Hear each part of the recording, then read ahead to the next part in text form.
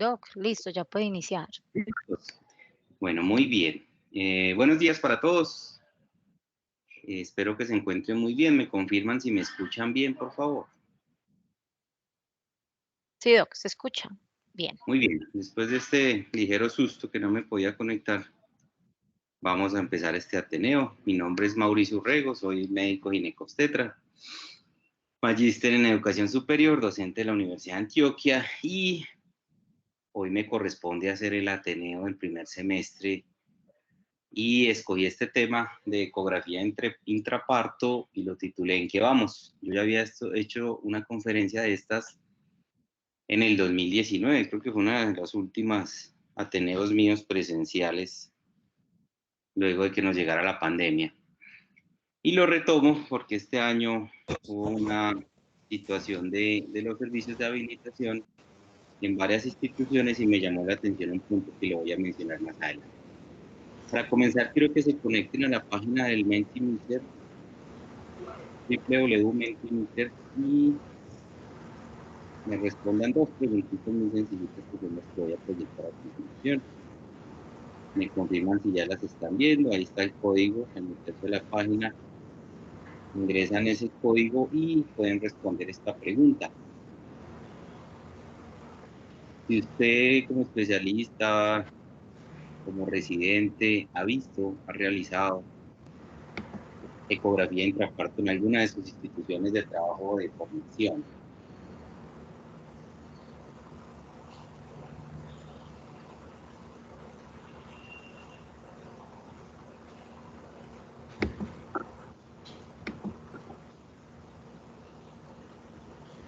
No sé si se han podido conectar.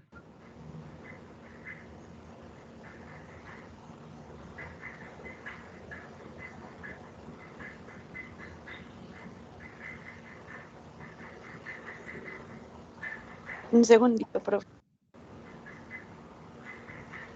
No, yo estoy probando a ver si me puedo conectar.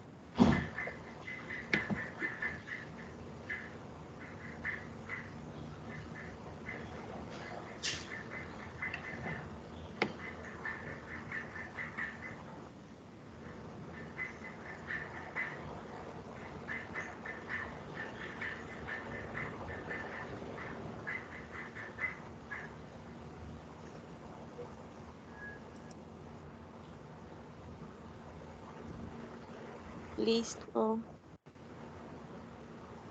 Listo, no sé, las otras personas que estén conectadas, si quieren responder la pregunta. Van 5 personas, yo había hecho una prueba, o sea que van como 4. 3 personas no, 2 personas sí. No, sí.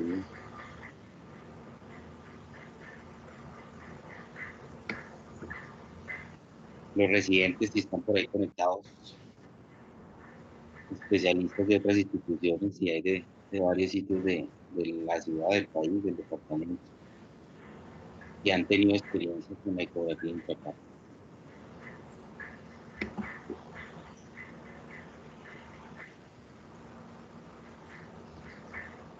Bueno, está 4-3, yo la dejaría 4-2, 5-3, 6.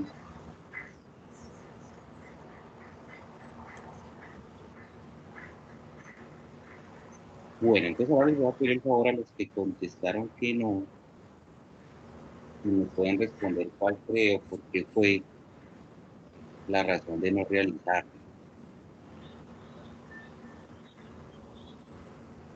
No tienen conocimiento de qué es, no tienen la experiencia, no tienen el ecógrafo.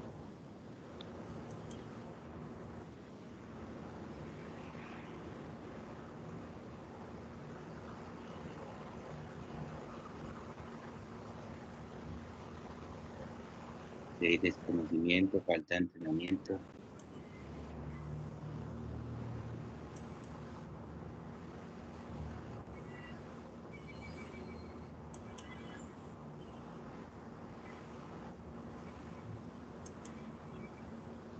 Muy bien, Bueno, muchas gracias a los que participaron. Entonces, creo que hay todavía un porcentaje importante de, digamos, de personas que no estamos familiarizados con la ecografía intraparto. Y de cierta forma ya pues hay buena literatura.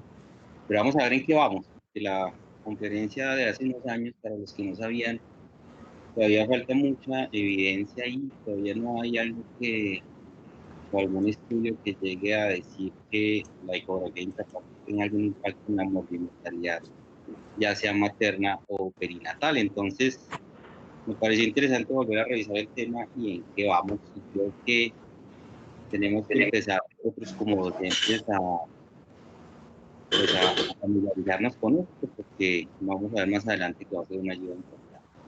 Entonces, ¿por qué me vuelve a resurgir la retoma de este interesante tema? Y es que hace poco hubo unas visitas de habilitación en la ciudad en diferentes hospitales y me llamaba la atención de que una de las problemáticas era que la norma 3100 del 2019, que es la norma de habilitación vigente, exige, y lo tomo textual de la norma, donde dice que en los servicios de obstetricia y de atención de partos de complejidad mediana y alta, uno de los elementos que debe haber, como dice ahí en el literal 21.22, debe haber un ecógrafo.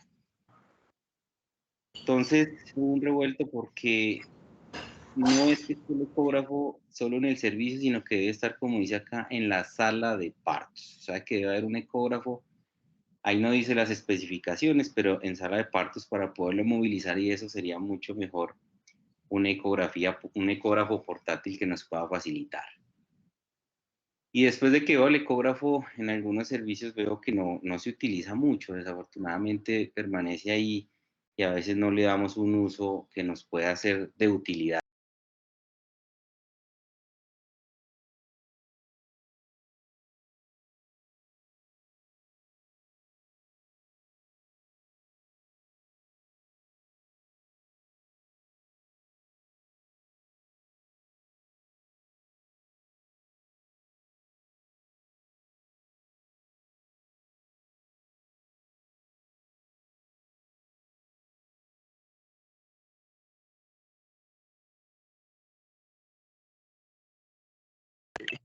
Profe, ¿nos escucha?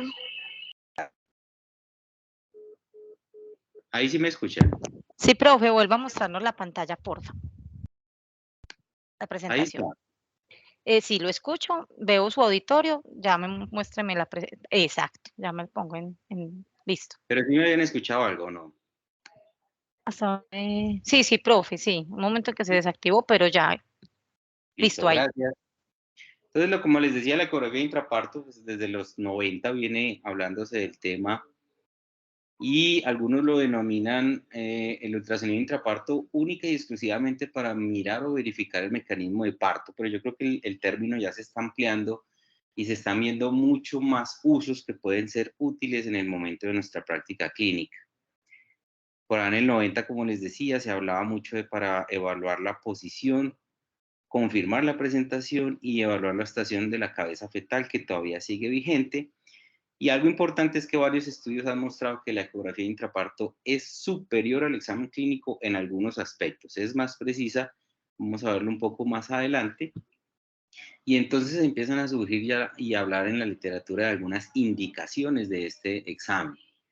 ¿Cuáles pueden ser? Tenemos servicios, tenemos todavía pacientes donde llegan pacientes con edad gestacional desconocida, que una aproximación a esa edad, si bien de cierta edad en adelante no es confiable por la variación que tiene la ecografía, pero nos puede dar una idea de la edad gestacional de esa gestante que llega sin controles, sin ecografía, sin saber una FUN y nos puede ayudar.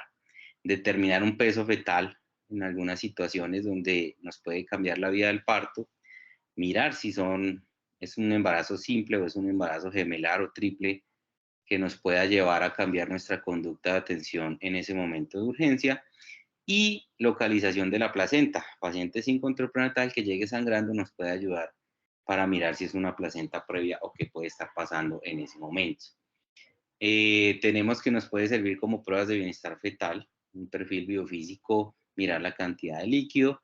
Y lo que más, digamos, se menciona en la literatura de uno de los usos de la ecografía intraparto de la determinación de la presentación, la posición del bebé con respecto a la pelvis materna y nos ayuda de cierta forma a mirar algunas distorsias, sobre todo esos retrasos, esas demoras que se pueden presentar durante el trabajo de parto, ya sea en la primera fase, pero especialmente en la segunda fase, o sea, en el expulsivo, donde nos puede ayudar y creo que es donde más utilidad ha tenido la ecografía intraparto. Sin embargo, al revisar la literatura y que no lo tenía yo en mente, me encontré otros usos y uno es la evaluación de la dilatación cervical. Voy a comentarlo más adelante, pero me llamó la atención de que ya lo están hablando, ya hay literatura, todavía falta mucha más evidencia, pero eh, se convierte o de pronto puede llegar en algún futuro a ser también una herramienta útil, sobre todo en algunas pacientes. Y hay otros usos que la están viendo, por ejemplo, en hemorragia posparto, para evaluar y mirar la cavidad uterina después de hacer el alumbramiento, para evaluar si quedaron restos o es una atonía pura. También lo mencionan como algún uso que puede tener la ecografía intraparto. O en algunos procedimientos, por ejemplo, si usted va a hacer un curetaje o legrado posparto o posaborto, puede ser un mecanismo de guía para ayudarse en el momento de la atención de la señora. Entonces, mire que la ecografía de intraparto cada vez toma, digamos, más fuerza, podría decirse, en el ámbito institucional, sobre todo en las complejidades medianas a altas, y por eso creo que los que realizaron la norma lo pensaron y lo colocaron ahí, aunque a veces le queda a uno la duda si eso fue así. Y bueno, sí es importante la ecografía de intraparto, yo creo que sí, hay alrededor de un 10% de presentaciones que no son adecuadas de los bebés y sobre todo en presentaciones cefálicas que nos pueden hacer o llevar a un parto distóxico que nos pueden complicar, prolongar los tiempos en el descenso, aumentar, digamos, el número de intervenciones que nos lleven a hacer un parto instrumentado o a definitivamente tomar la decisión de hacer una cesárea. Y pues obviamente todos estos procedimientos se asocian con un aumento en las posibles complicaciones maternas y fetales. Sin embargo, son procedimientos que son seguros y en su debido momento y con una clara indicación, obviamente sabemos que pueden disminuir la morbimortalidad materna. Sin embargo, sabemos que un parto instrumentado, una cesárea, están asociados a mayores pérdidas sanguíneas y muchos elementos que a veces se hacen para estos procedimientos, como la episiotomía, pueden llevar a unos laceraciones perineales graves y muchas veces cuando tienen una instrumentación fallida después de haber hecho episiotomía, haber intentado hacer un procedimiento, llevar a una paciente a una cesárea, se vuelve más difícil, más complejo, mayor estrés para todo el personal, para la gestante. Y es interesante cómo estas cesáreas, y hay varios estudios, este lo traigo, ya es viejito, pero cuando uno revisa literatura nueva todavía es claro que la cesárea que se realiza en el expulsivo, o sea, en el segundo estadio, tiene mayor morbilidad y una mayor posibilidad de tener un desenlace adverso como una muerte materna. Entonces, la idea es que uno pueda entrar, ojalá hacer un procedimiento con, digamos, algunas herramientas que nos pudieran dar mayor seguridad en el momento de tomar la decisión de hacer una instrumentación de parto y puede ser la ecografía intraparto algo de utilidad ahí. No solo tenemos problemas con las gestantes, sino que también los resultados neonatales pueden ser adversos en el momento de una toma de decisión difícil, donde se puede aumentar la mortalidad, se puede aumentar las lesiones que se pueden presentar en el bebé. Sin embargo, pues habla la literatura que no hay un ingreso diferente a UCI neonatal y pues en el Apgar bajo, pues, pareciera que no hubiera tampoco diferencias, pues muchas de estas decisiones se toman no solo por la falla de una instrumentación, por ejemplo, sino también por condiciones que pueda tener el bebé como un estado fetal no tranquilizado. Entonces, pareciera que por eso no hay diferencias en eso. Sin embargo, obviamente todos sabemos que ese momento en el que uno no puede extraer un bebé en un expulsivo, por ejemplo, prolongado, y yo ya he hecho una instrumentación de parto que puede ser fallida, y llevarla a una cesárea es un momento complejo para todo el equipo de trabajo. Entonces, toma importancia en ese aspecto la ecografía intraparto.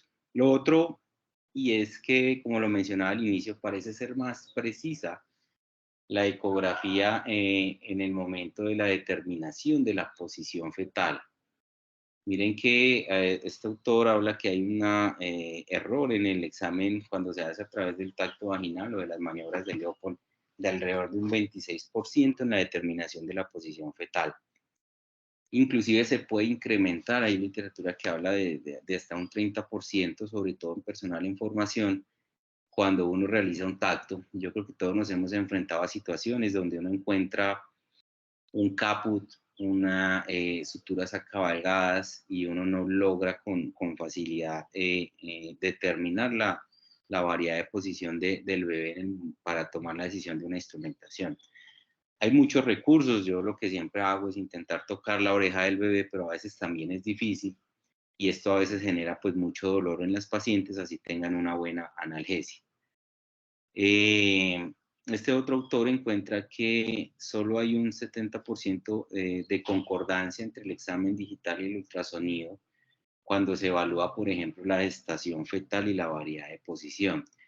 Por eso toda la literatura menciona que realmente es más precisa la ecografía, ya sea transabdominal o translabial, para determinar las variedades de posiciones de los bebés, en especial cuando tenemos variedades, por ejemplo, posteriores. Entonces, mire que la ecografía empieza a tomar utilidad en el intraparto para tomar decisiones, por ejemplo, de llevar una instrumentación.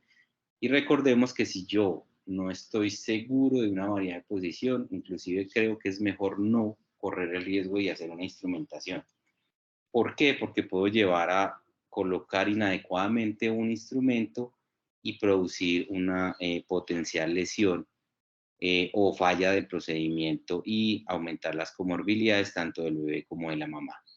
Entonces, tenemos que tener presente, y ya en el 2018, pues la ISUOC saca unas recomendaciones, una guía de práctica clínica con evidencia, donde habla de cómo hacerla, los niveles de evidencia, la utilidad que tiene la ecografía de intraparto. Sin embargo, me gusta mucho que el inicio de la guía, y yo también lo quiero reforzar en la charla, y dice que la ecografía de intraparto, aún en estos momentos, todavía no reemplaza la valoración clínica que nosotros hagamos con el examen físico. O sea que todavía es vigente, creo que nunca va a perder utilidad nuestro examen físico y obviamente nuestro juicio clínico.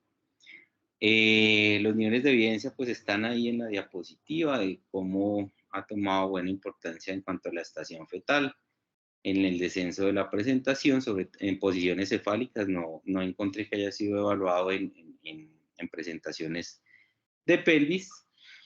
La evaluación de la actitud fetal ya tiene un poquito de menos evidencia, y el diagnóstico objetivo de una mala presentación en el parto pues tiene algo de evidencia no tan buena, pero poco a poco, digamos que esto es lo que dice la guía, poco a poco ha salido más artículos que siguen reforzando la utilidad de la ecografía intraparto para estos casos. Entonces, como lo dice la norma, se necesita un equipo en la sala de partos. Pues no se necesitan equipos de última generación.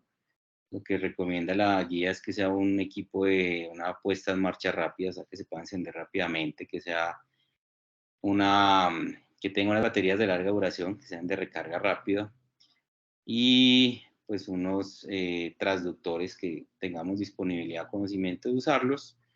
No sé si los que han hecho les haya ido o tengan experiencia con el transductor convex. A mí para la ecografía perineal o translabial me va mucho mejor con el transductor volumétrico, o con el que hacen las ecografías tridimensionales. Me ha ido mucho mejor con ese, con el otro me da más dificultad, pero creo que posiblemente es falta de entrenamiento mío. No sé si alguien al final después me quiera comentar su experiencia, cómo le ha ido con eso. Entonces, en la mayoría de instituciones lo tenemos disponible. Creo que, no sé, no conozco todos los servicios, pero en la mayoría no tenemos ecografías portátiles. Nos ha tocado, o a mí me ha tocado a veces llevar a la paciente al área donde tenemos el ecógrafo y hacer la valoración ahí. Considero que no es lo ideal, pero bueno, a veces uno intenta utilizar el recurso. Entonces, realmente yo creo que la curva de aprendizaje es sencilla.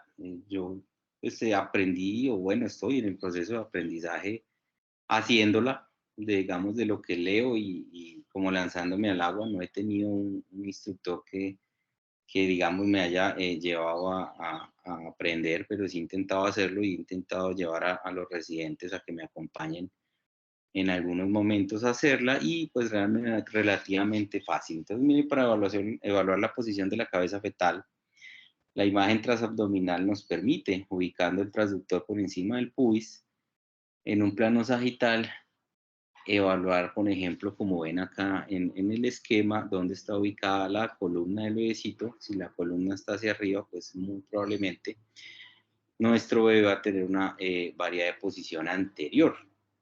Y eso lo podemos corroborar si yo giro el transductor 90 grados y lo pongo en un corte coronal, donde voy a evaluar rápidamente algunas estructuras que me permiten identificar si mi bebé está en una posición anterior o posterior. Miren acá que al girar el transductor, este bebé está en una variedad de posición posterior, como en el corte coronal yo estoy viendo las órbitas. Y al ver las órbitas, pues yo puedo identificar rápidamente que este bebé está en una presentación occipito posterior izquierda. Entonces, esto me va a permitir tener mayor seguridad en el momento de hacer una intervención o tomar una decisión si no tengo la experiencia en hacer una rotación o aplicar unos forces para una variedad posterior, pues probablemente no intentar la maniobra y llevar a una cesárea a esta paciente y probablemente disminuir algunas morbilidades que se puedan presentar. Entonces, miren que yo puedo ir mirando, haciendo movimientos de angulación para estar más seguro. Miren en estas fotos cómo se ve fácilmente las órbitas. Y esto realmente yo creo que no requiere un entrenamiento grande, y con el entrenamiento que uno tiene a lo largo de la formación al hacer ecografía, pues rápidamente puede hacer esta identificación. Por ejemplo, miren acá el perfil del bebé mirando hacia arriba, o sea que esto también me ayuda a confirmar que el bebé está en una presentación posterior. Ellos, la mayoría de artículos hablan de la clasificación. Yo creo que no es nada diferente a lo que hablan todos los libros, pero ellos dicen que todas las variedades anteriores pues están entre las más o menos casi 10 a 2, entre 2 y 4 pues estarían las transversas izquierdas, entre 4 y 8 las variedades posteriores y de 8 a 9, 10 más o menos las variedades derechas. Entonces este diagrama esquema nos ayuda a mirar eso y pues esto también nos va a ayudar después a mirar algunos ángulos que nos pueden ayudar a ver cómo está la estación y cómo está la progresión del trabajo de parto. Como les decía, la evaluación de la estación de la cabeza fetal es más precisa a través de ecografía. Hay algunos experimentos que hicieron con simuladores donde ponían sensores a nivel de las espinas ciáticas en maniquís y llevaban a ginecólogos expertos y residentes en formación y los ponían a evaluar la estación fetal y veían que aún así había un error, como les decía, hasta el 30% en determinar con precisión la estación. Entonces, empiezan a surgir todas estas valoraciones ecográficas. Hay varias que propone la literatura para hacer la estación fetal. El más utilizado es el ángulo de progresión o ángulo de descenso. Hay otros que de ahí en adelante a veces se vuelven un poco como más enredados, pero el ángulo de progresión es el que más correlación tiene directa o lineal con la estación, que es muy fácil de hacer, ya lo vamos a ver, y digamos que es, por ejemplo, en mi práctica clínica es el que yo más hago. El otro es la distancia de progresión, la estación de la cabeza al ultrasonido transperineal, que yo lo puedo hacer también. Hay algunas medidas de la distancia cabeza-pubis que también nos pueden ayudar. Y digamos que la maniobra o digamos, el transductor pues se coloca a nivel de los labios mayores a nivel de la horquilla vulvar, y ahí es donde vamos a hacer esta ecografía. Obviamente no como está en el diagrama, debemos de utilizar métodos de protección. Lo que uno generalmente pone es un guante para realizar este ultrasonido a nivel translabial. Este ángulo entonces de progresión me ubico yo a nivel entre los labios mayores, a nivel de la furchata que hablan en la literatura en inglés, y ahí con el transductor colocado en una posición vertical voy a hacer una toma, un plano sagital donde pueda valorar el cráneo fetal y el pubis, que el pubis se ve un poquito hiperecogénico, una estructura ovalada. Digamos que al principio le cuesta a uno a veces verlo, pero es fácil, realmente es sencillo. Con unas 4 o 5 ecografías probablemente uno ya lo saca rápidamente el plano. Hay que saber, yo lo que lo hago es por la medición del eje cardíaco, que es el que me da los ángulos, y se traza una línea, déjenme ver acá si lo vemos, una línea que va atravesando todo el eje longitudinal del pubis, y donde termina el pubis, o sea, donde se acaba la estructura ósea, ahí hago mi otra línea que va a ir hasta la parte más avanzada del cráneo. Y este ángulo es el ángulo de progresión. Es fácil, y como les digo, es sencillo. ¿Qué necesito yo para hacerlo? La señora de tener la vejiga vacía, recomienda la literatura, la ecografía a través del translabial, obtener el corte sagital como les explicaba, dibujar las líneas en la imagen que yo haya obtenido, y ahí hago la medición del ángulo. Y esa medición, hay unas tablas en el artículo de la ISUOC, la guía de la ISUOC está. Esas tablas, estas son unas imágenes propias mías que hice en algunos intrapartos. Ya estas son viejitas, tengo unas más recientes. Pero miren que realmente es fácil obtener la imagen, digamos que cada vez uno la va mejorando más y adquiere uno el eje, el ángulo de progresión. En este caso, esta paciente medía 126, en este medía 127, y miren cómo estos bebés ya tenían, esta es la imagen de un caput, que le puede hacer a uno más difícil la valoración de la variedad e inclusive de la estación. Entonces, uno va y mira, cuando uno mira la tabla que propone la ISUOC, 120 está alrededor de una estación de +1, pero la mayoría de literatura dice que esa medida de 120 grados de ese ángulo es un predictor bueno de éxito, ya sea de darle tiempo para un parto vaginal o de una instrumentación. Entonces, digamos que son cortes que uno empieza a tener en la mente y que le pueden ayudar a tomar decisiones en el momento de la urgencia. Como les decía, un ángulo mayor o igual a 120, pues es un predictor excelente de parto vaginal. En el 90% de los casos tiene una variabilidad tanto intra como interobservador. Podría decirse que baja de unos 3 grados, y pues su mayor utilidad es en un periodo expulsivo que esté prolongado, en la cual yo puedo hacer estas mediciones y obviamente con mi experiencia clínica tomar decisiones si le puedo dar más tiempo. Si no estoy, pues por ejemplo, puedo darle 1 hora si estoy no sé, en una primi 3 horas con epidural y estoy en un nivel superior donde pueda resolver si se presenta alguna emergencia, puedo hablar con la señora y darle 1 hora más, o definitivamente tomar la decisión de hacer una instrumentación de parto. Hay otras medidas que son interesantes, están en la guía, hay mucha literatura y muchas imágenes, yo los invito a que empiecen a hacerlas, porque realmente no son difíciles. Uno es la dirección de la cabeza fetal, que se habla de como un ángulo de una línea tangencial a la línea del periné de la dirección de la cabeza. Cuando esas dos líneas son paralelas, se habla de un ángulo de 0 grados o menos. Es una cabeza abajo, cuando está horizontal es ese angulito entre 0 y 30 grados, y cuando está cabeza abajo, que es como van a ver acá, miren que ya la dirección de la cabeza va hacia arriba. Un ángulo mayor a 30 grados, digamos que tiene mayor probabilidad de un parto vaginal, mayor probabilidad de éxito en una instrumentación.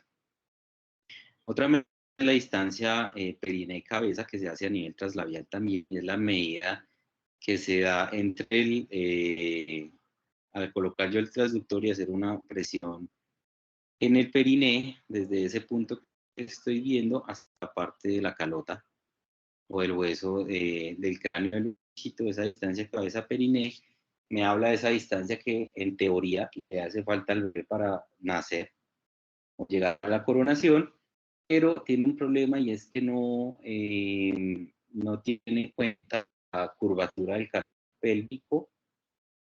Entonces, digamos que algunos autores hablan de que alrededor de 35-38 milímetros sería una estación cero, y uno diría, pero eso ya es más de lo que conocemos, es una estación cero, pero eso es lo que se ha correlacionado.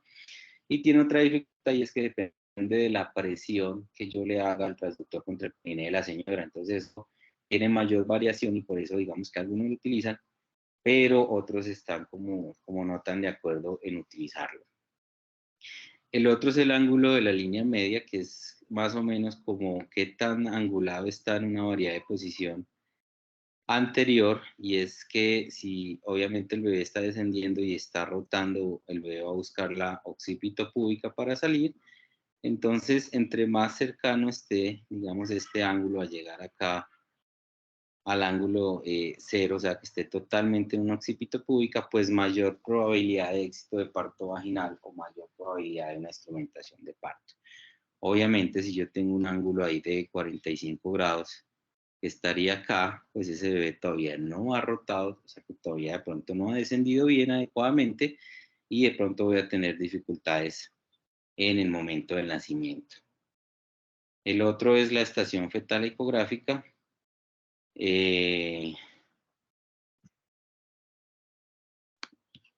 Disculpe.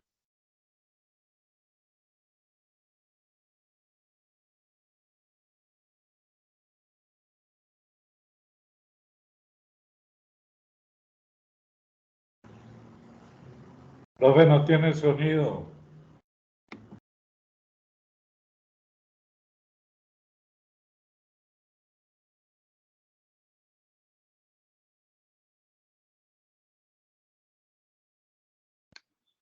Aló, ¿me escuchan? Aló. ¿Me Ahora escuchan sí, ahí? ahora Ok. sí.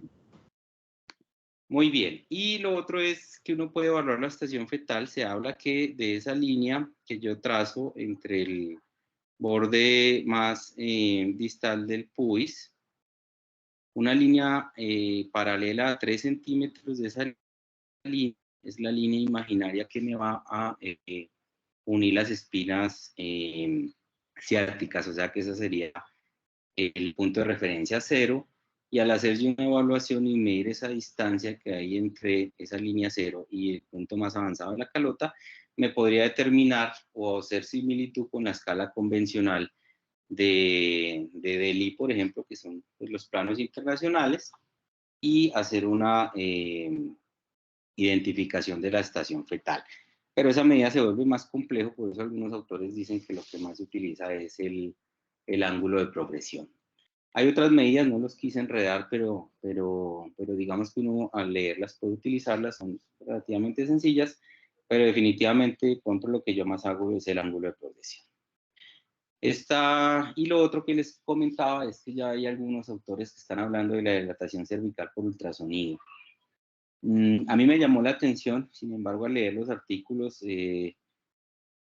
y hay algo de historia y cómo algunos autores habían puesto como unos sensores que los sujetaban a los labios y hacían unas medidas de cómo iba dilatando el cuello, pero eso se volvía, pues yo me imaginaba y se vuelve completamente complejo, molesto, inclusive más incómodo que un tacto vaginal, y no se correlacionaba muy bien, salía hasta muy costoso, entonces definitivamente eso se abandonó, y por eso algunos autores empezaron a mirar si podían evaluar esa dilatación cervical a través del ultrasonido, se hace también a nivel traslabial. Les confieso que yo no lo he hecho, no he tenido la experiencia.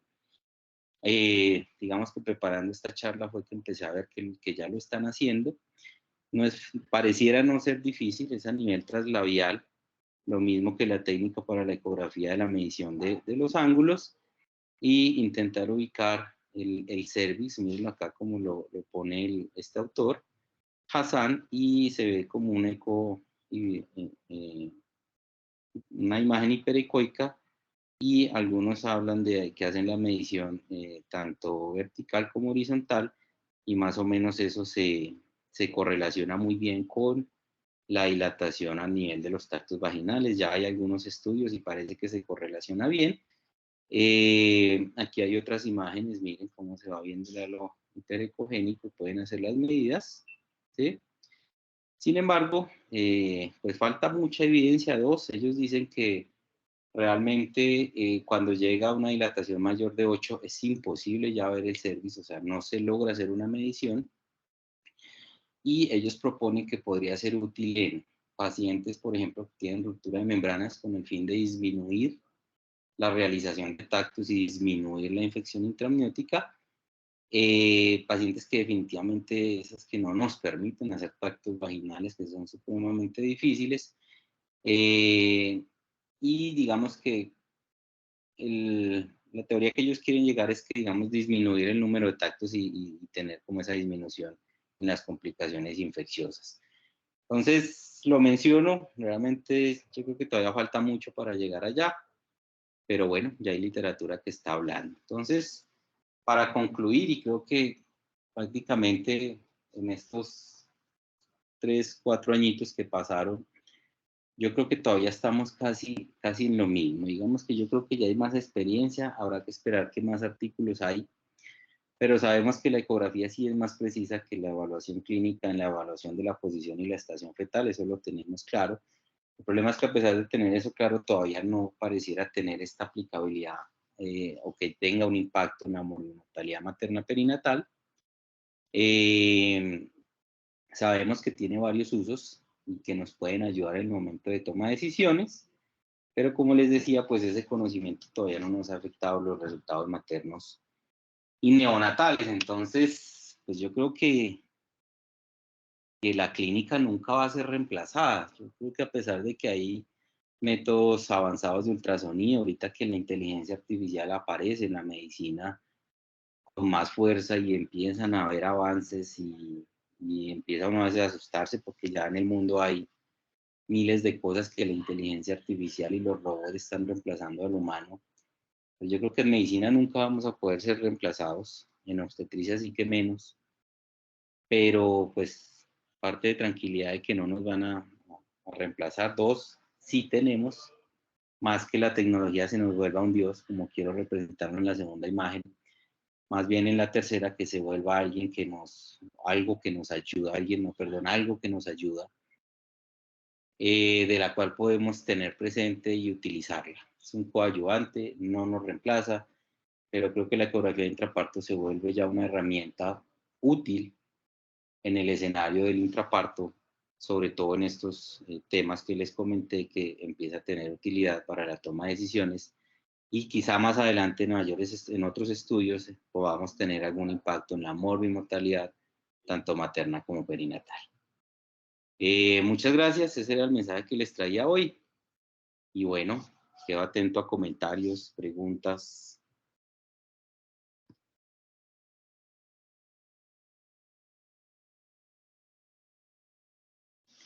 Experiencias que hayan tenido en sus instituciones de trabajo. Buenos días, Mauricio. Profe, buenos días. Hola, ¿qué más? Bien, profe. Un super Ateneo, Mauricio, te felicito. Y como te Gracias. decía, te quitaste a mi residente el tema del seminario general. Pero bueno, está excelente tu exposición. Solamente yo tengo como una pregunta, Mauricio. Lástima que no pude entrar antes porque todavía estoy muy bisoño con el bendito Teams. Pero bueno, no sé si mencionaron el tema, pero lo quiero preguntar. ¿Qué tan factible estás viendo que esto lo podamos empezar a reproducir en la formación de los residentes, uno, y dos, qué tan posible es que también lo empecemos a practicar y enseñar a los estudiantes de pregrado para que lo implementen en sus lugares de atención de primer nivel, porque uno de los principales pues, motivos de remisión es precisamente ese temor a que el bebé se me atranque, a que el bebé no nazca, etcétera, etcétera. Y qué tan posible es que podamos hacer telemedicina con esto. Entonces, básicamente es la posibilidad de implementarlo en los planes de educación de pregrado y posgrado y la telemedicina. Gracias, Mauricio, nuevamente. No, Felicidades. profe, gracias. No, yo le dije a usted que es muy interesante porque era la visión mía y la visión de la residente y eso es chévere tenerlo presente. No, totalmente factible. Inclusive por ahí encontré en algunos sitios donde ya esto hace parte del pensum en la formación de los estudiantes de posgrado. Yo creo que acá lo tenemos muy factible. No sé si alcanzaba a ver la primera o segunda diapositiva donde yo pongo la norma de habilitación que nos exige tener un ecógrafo en la sala de partos. O sea que, digamos que ya por habilitación tenemos que tener el ecógrafo ahí. Ya es empezar a utilizar el recurso. Como lo mencionaba en la charla, es triste que a veces uno ve el ecógrafo ahí y se vuelve como, no sé, algo que nadie sabe ni qué es eso. Entonces empezar a utilizarlo.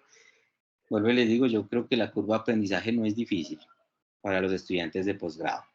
Con los estudiantes de pregrado me parece un poco más difícil, pero no imposible.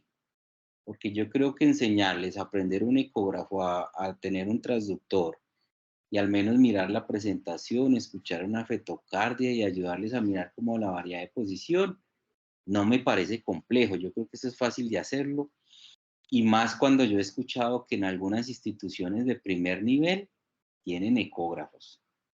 Porque muchos me dicen, profe, ya había ecógrafo, pero como yo no lo sé ni prender, pues no lo utilizo. Entonces queda uno como pensativo, bueno, ¿será que nos está faltando a nosotros enseñarles al menos algo básico que les pueda ser útiles a ellos? Entonces pensaría que también es factible. Y a través de telemedicina, yo creo que sí, totalmente. Es más, ahorita me hizo recordar unos años atrás que me llamó una médica, sí, ya se graduó cuando estaba haciendo el internado.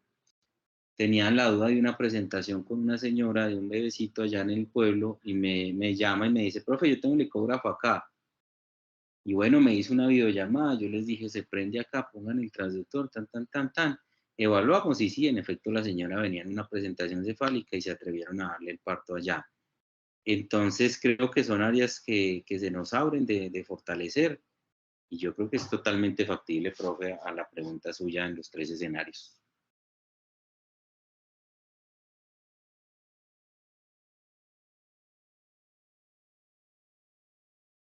Muchas Hola, gracias, buenas, profe. hola, buenos días. ¿Me escuchan? Sí, señor, buenos días. Julián. Sí, señor, buenos días. Mi nombre es Julián Cárdenas, yo soy médico de la Universidad de Antioquia y en estos momentos me encuentro en Alemania haciendo ginecología y obstetricia. Estoy en 5º año. Entonces les quería contar un poquito pues la experiencia aquí. Yo cuando puedo me conecto a estos presentaciones que ustedes hacen. En estos momentos estoy un poco nervioso porque pues poder hablar ante los profes que tuve en aquella época, muy agradecido por todo lo que aprendí.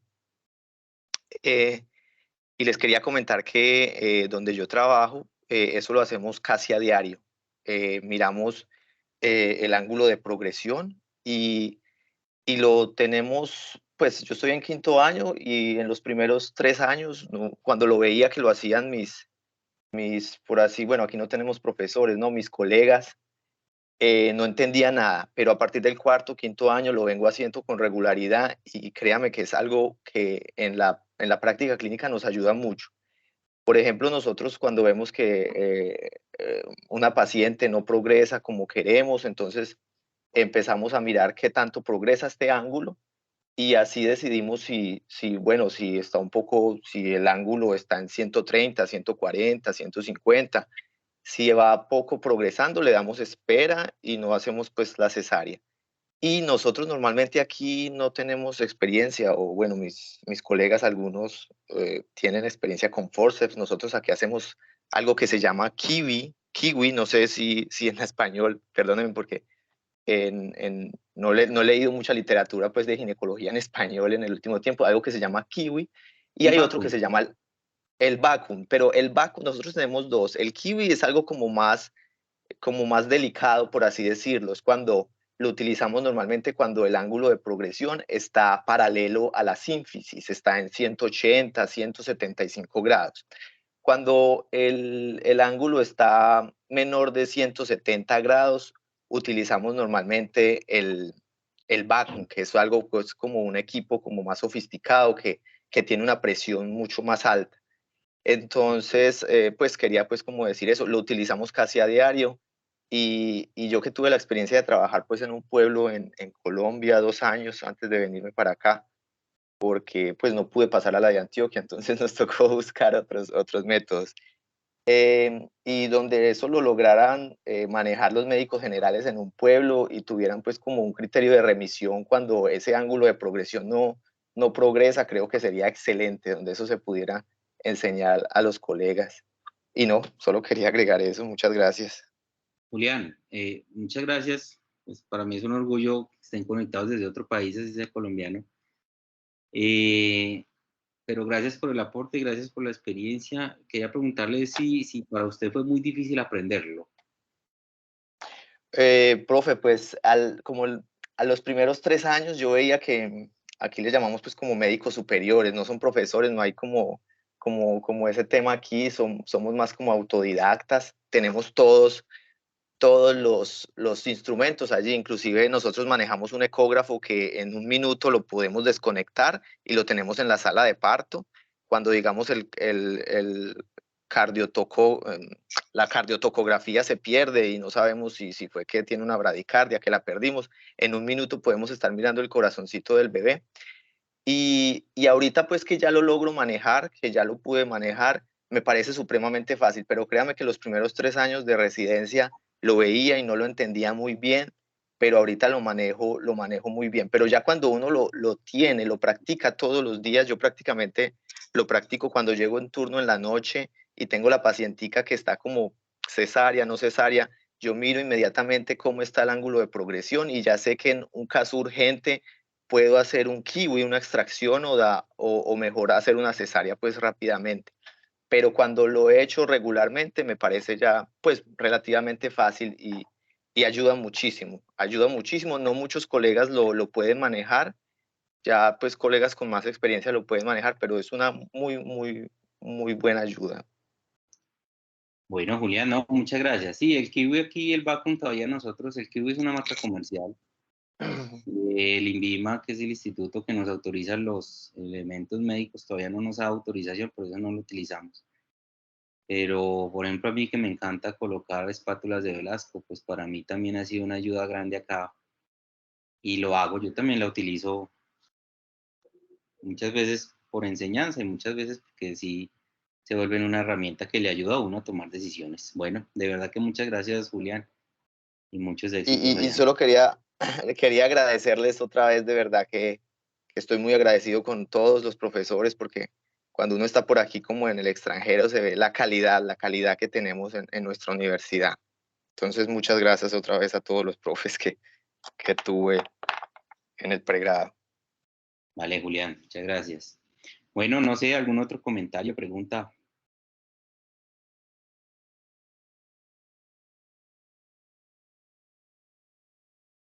Bueno, si no hay, entonces yo sí dejo la invitación para que los que tenemos la posibilidad y hemos sido curiosos en esto, empecemos a trabajarle y a transmitir ese conocimiento como lo decía Julián. Bueno, muchas gracias a todos, que tengan un feliz día y muchas gracias por la asistencia.